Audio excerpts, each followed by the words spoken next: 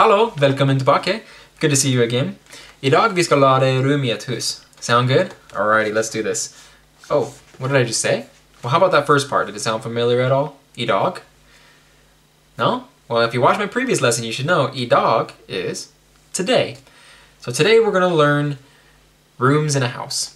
Vi ska lada, we shall learn, or we will learn, rum i ett hus. Rooms in a house. So with this lesson, it's going to open up a new concept if this is your first time learning a language outside of English. And what I'm talking about is, for many other languages, including Norwegian, nouns are gender specific. So I haven't really been able to find any type of rule, per se, that will tell you what gender is attached to which noun. So far, all I've really been told is, don't worry, you'll learn it. And that's kind of what it seems like it's going to be. We have to just memorize this and get it engraved in our brains until I find a rule. Now, when I do these lessons in the near future here, the official, Norsk lessons, I will hopefully hear of some sort of rule, if there is one. And I will, of course, bring that to all of you and help us all grasp this concept a little bit more. So why is this important? Well, in English, we have a pretty simple time with this area of the language. We use, for instance, for house, we will say a house or the house. And that's pretty consistent depending on, all the way through, it's pretty consistent. Now it does change for a if you use a vowel, or a noun that starts with a vowel, like apple, for instance, and that will become an apple, of course. Now, for Norwegian, it's not like that. There are 3 different things that are used, and it depends on the gender of the noun. So you'll have et, which is a neutral or neutered gender. You have en, which is male, and I, which is female.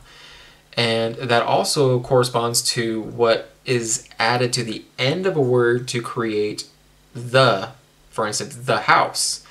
You don't just say, like for how we're saying in English where we say the house, that doesn't happen in Norwegian. What happens is, I'll just continue with that word, a house is et hus, because it's a neutered or neutral noun. But what you do is you take the first part, et, and you move it to the end of the word, and it becomes huset, and that is the house, huset. So let's get inside here, and I will give you some more. Short vocabulary list, so don't worry too much about what I'm talking about. Just know that there are gender specifics, and it is best to learn not only the main word, like hus, but what comes before that, et hus, because that's so far the only way I can tell how you're going to memorize if it's male, female, or neutered. So I'm going to start here at the bottom. Now I have a list because I'm still trying to get this engraved in my brain, and so I don't want to tell you the wrong ones here. So for basement, or a cellar, it's actually kind of what my apartment is built in here. We live below a main house, which is very common in Norway also. And to say that, you would say en kjeller. Now, because en kjeller is a male kjeller, you say en kjeller, en kjeller. To say the cellar or the basement, you would say kjelleren, kjelleren. Now, the N words, the masculine male words, seem to be easiest for me because to make it the, you just take the N and it's at the end. So kjelleren or en kjeller. Pretty simple, right? So for instance, like the next one is garage. That's en garasje. En garasje. So to say the garage, move the N over to the back and you would say garasjen, garasjen. Pretty simple, right? Now, it gets a little more difficult when you get into the females because it doesn't necessarily move the same thing to the end. What it does is, well, let me just tell you the beginning. So for dining room, it is spees-eh-stoo-eh, spees-eh-stoo-eh. And to make it the dining room, you would say spees-eh-stoo-uh, spees-eh-stoo-uh, spees-eh-stoo-uh. Spees-eh-stoo-eh, not spees-eh-stoo-uh.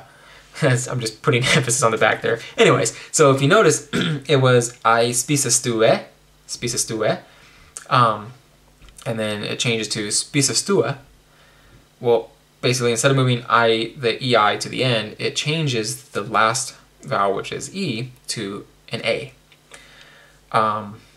Again, honestly, don't know how to know except to just memorize it.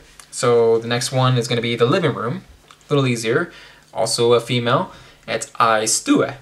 I-stue-eh. I-stue-eh. And to say the living room, stue. Stue. Stue. Then we get into some more neutered or neutral ones. So like bedroom is et soverom, et soverom, et soverom. And remember, you move the et to the end, but the T is silent. So it's soveromet, soveromet, soveromet.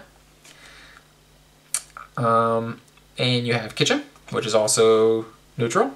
And that's et kjøkken, et kjøkken, et kjøkken.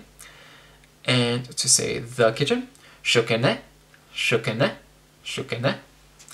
And the bathroom, also neutered. So that is et bad, et bad, et bad. And the bathroom, badet, badet, badet.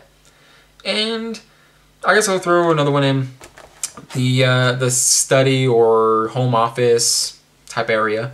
Some people have studies, some people don't. I never had a study in any of my houses, so not a very common word for me, but I know it is a common word out there, so I'm going to throw it in there. And so to say that, it is also a neutered or neutral verb, and that is et kontor, et kontor, et kontor. And to say the study would be kontoret, kontoret, kontoret.